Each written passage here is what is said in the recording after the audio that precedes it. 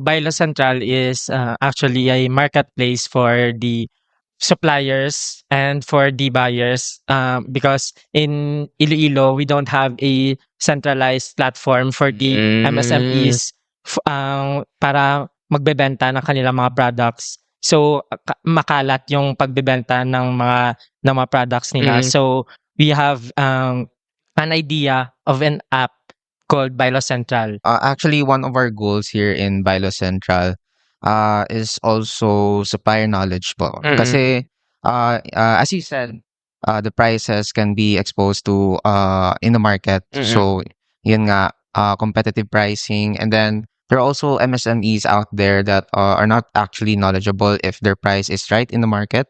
So, by providing a platform, we share the information available. Kasi usually, if you're an MSME, unang-una is the exposure. You're not exposed enough into the market. Sa more So market. with our startup app, Bilo Central, we provide a localized platform for those suppliers out there and also potential buyers.